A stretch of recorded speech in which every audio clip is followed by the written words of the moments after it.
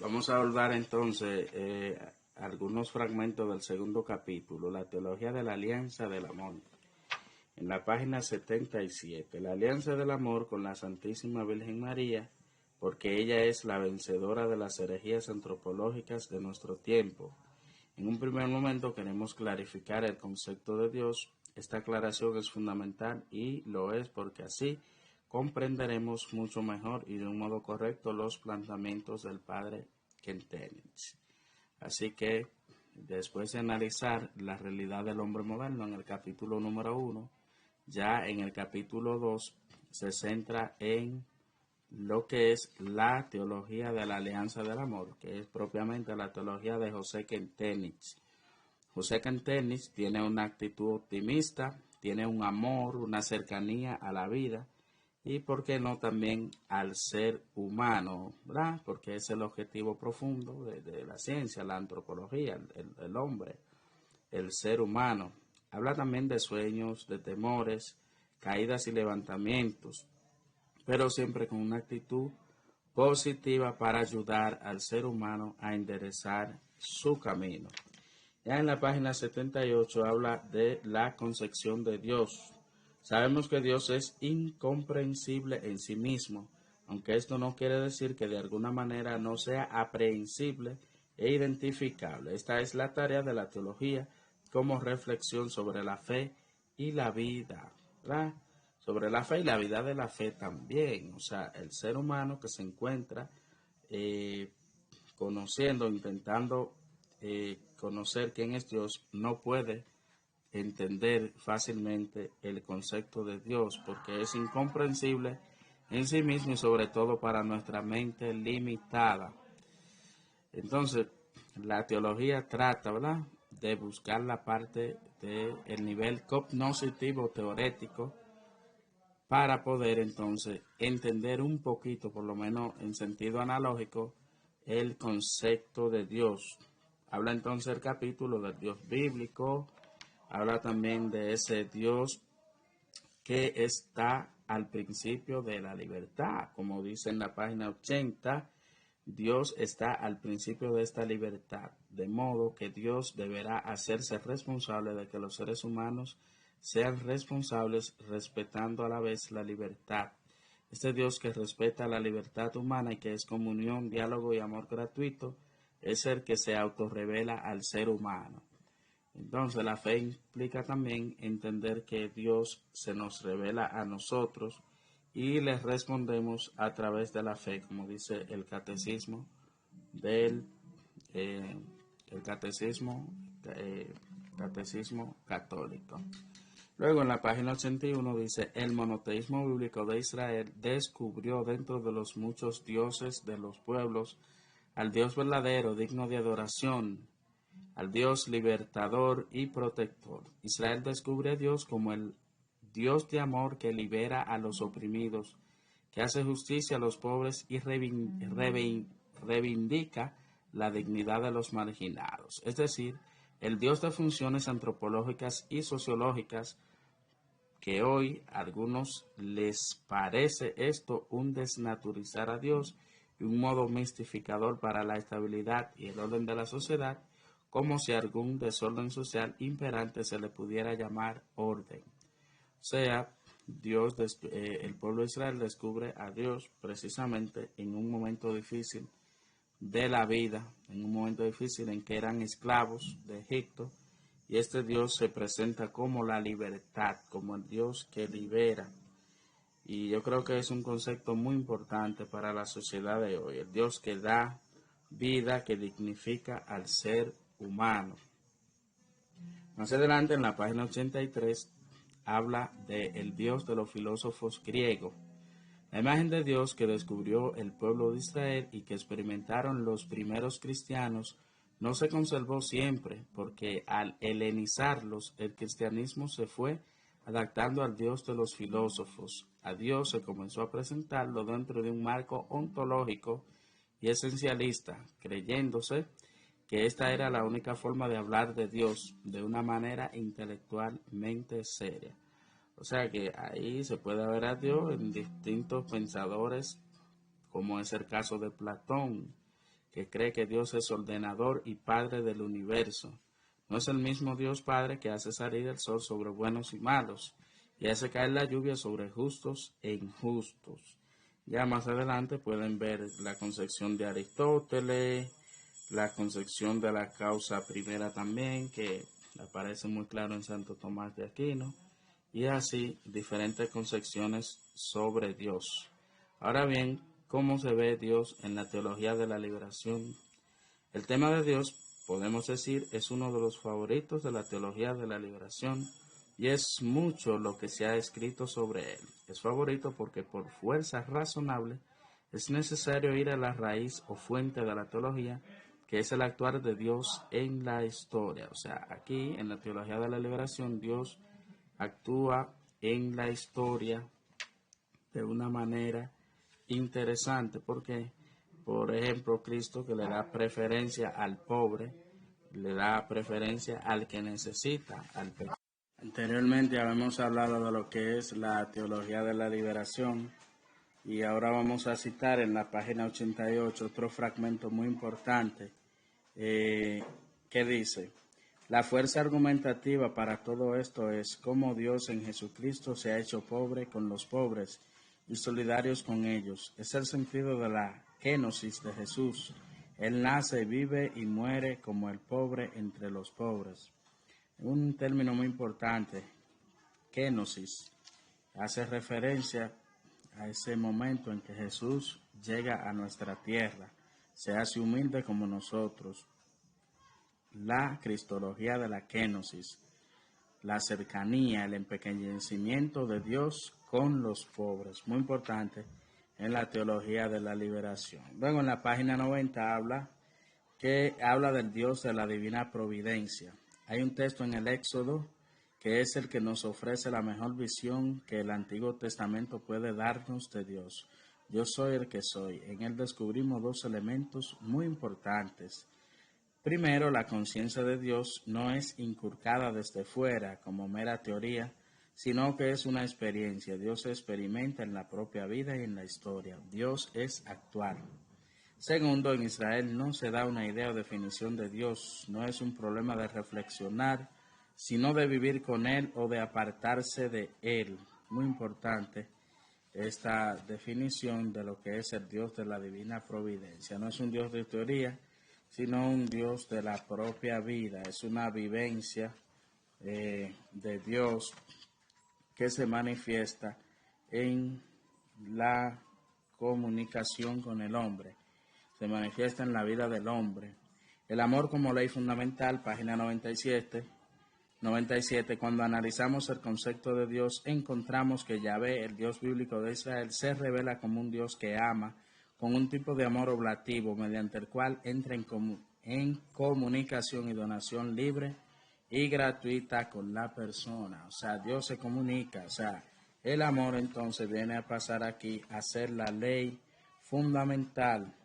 El fragmento de la página 98, la experiencia cumbre de todo está en la toma de conciencia del pueblo de que Dios le ama, que toma partido en su favor y en su causa.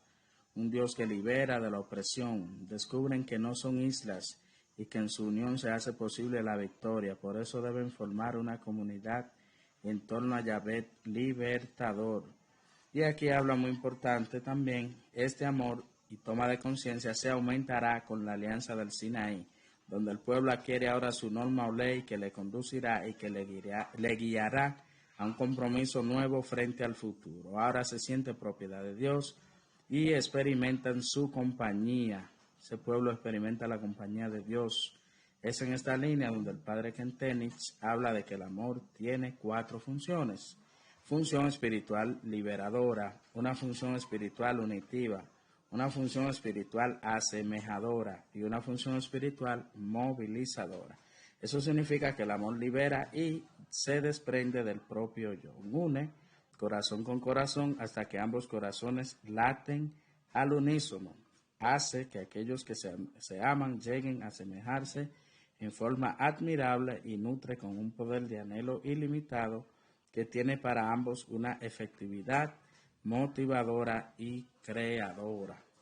muy importante la experiencia del amor de Dios y la toma de conciencia. En la medida que tomamos conciencia de que Dios nos ama. Luego en la página 99 habla de la alianza de amor. Esa alianza de amor, a través de esa fuerza asemejadora, nos lleva a vivir la misma exigencia y experiencia de María, porque esta alianza constituye un intercambio recíproco en un triple sentido de interés, de bienes y de corazones. Esto quiere decir que al hacer una alianza de amor con María, yo transformo los intereses de ella en mis propios intereses y ella hace suyos los míos. Pues, ¿cuáles intereses? Sabemos que María está orientada totalmente a Cristo, por eso Cristo será nuestro único interés. Con esto podemos entender mejor los 4 elementos constitutivos de la alianza del amor.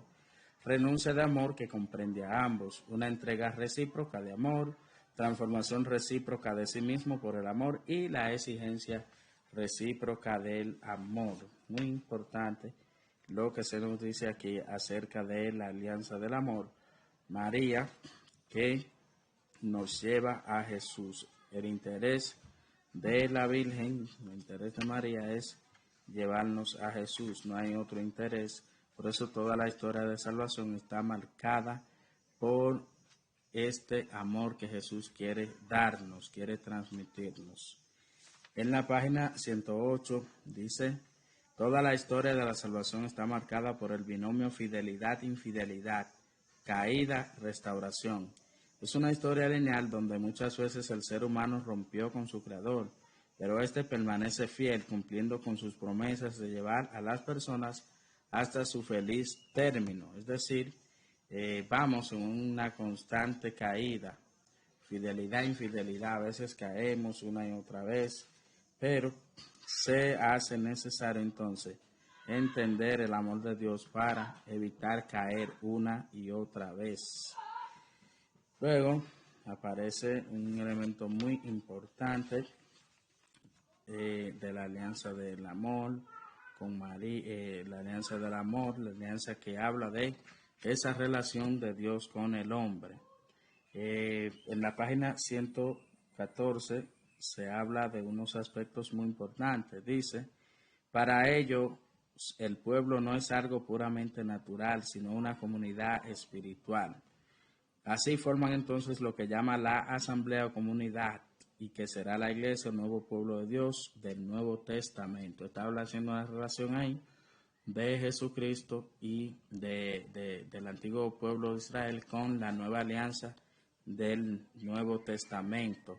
Entonces hay 2 conclusiones muy importantes que destaca aquí el autor en la página 114. La fe en el Dios de la alianza dice relación con la historia. Segundo, su relación con Dios no puede ser una relación natural, sino que la alianza le da el sentido de pueblo elegido, que implica la libertad y que reclama a todo el hombre una entrega total. Es entonces la dimensión sobrenatural. Pasamos ahora a la página 115, donde el autor dice, así como el judío se siente electo, el cristiano sabe que su alianza bautismal le exigen 3 elementos esenciales: desprendimiento de sí mismo, entrega de sí a los demás y la aceptación.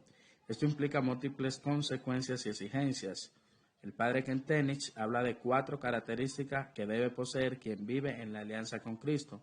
Ahí vienen entonces las 4 características muy importantes. La capacidad de alianza incluye la igualdad, desigualdad o necesidad de complementación recíproca, la membralidad, la perdurabilidad, disposición de alianza, esto es, estar abierto para el otro contrayente, conciencia de alianza, la alegría de recibir un don, de haber sido aceptado, y la fidelidad de la alianza. Todo esto nos recuerda que la aptitud para entrar en la alianza con Dios es necesaria entonces la aptitud de la receptibilidad y la disponibilidad.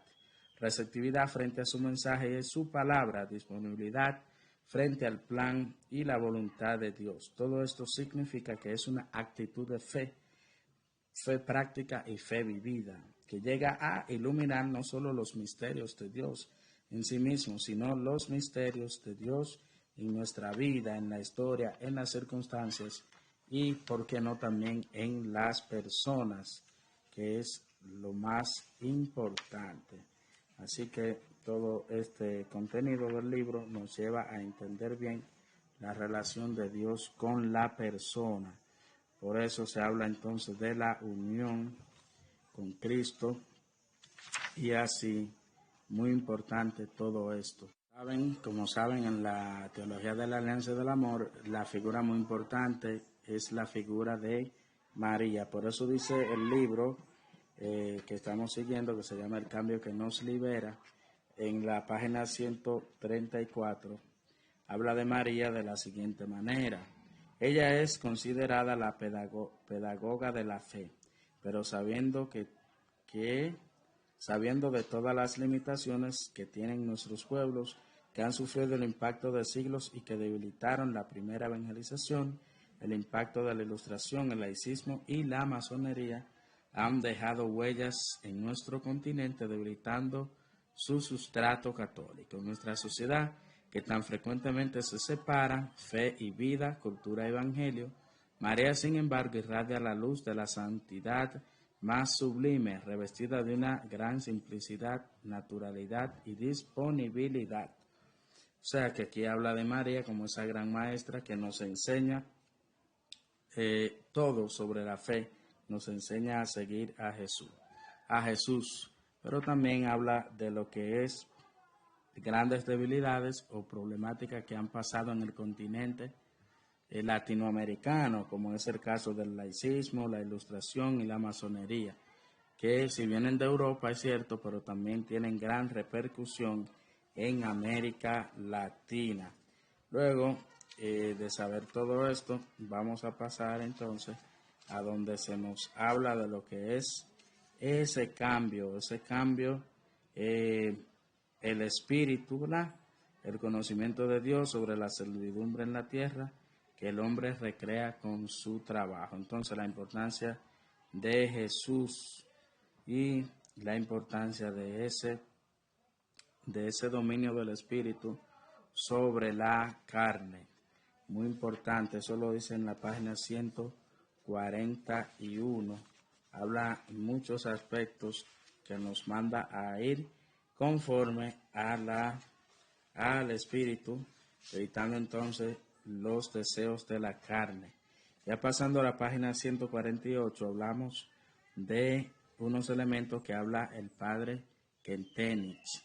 Dice, de las muchas características que debe poseer el hombre nuevo, privilegia tres, que son la síntesis de los demás. El hombre nuevo es un hombre libre, un hombre anclado en el más allá, un hombre comprometido históricamente con los hombres y con el mundo, sobre todo el hecho del compromiso, porque a veces solamente se quiere quedar todo. Algunas religiones cristianas, algunas denominaciones cristianas, solamente quieren hablar de la fe, pero ese compromiso social, ese compromiso, esa responsabilidad con el prójimo es importante también.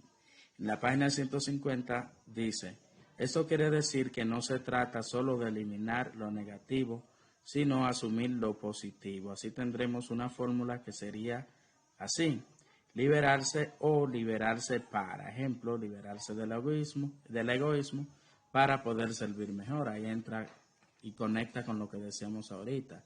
No solamente la fe como forma teórica, sino también la praxis de la vida. En la página 150 también se habla de ese hombre anclado en el más allá, del cual hablaba el padre José Kentenich. Este hombre es el prototipo del hombre armónico, es decir, el que vive una relación profunda con Dios y al mismo tiempo vive un compromiso de servicio serio con los demás. Ahí vuelve y habla de hombre que se compromete con los demás. Habla también del hombre comprometido históricamente en la página 151.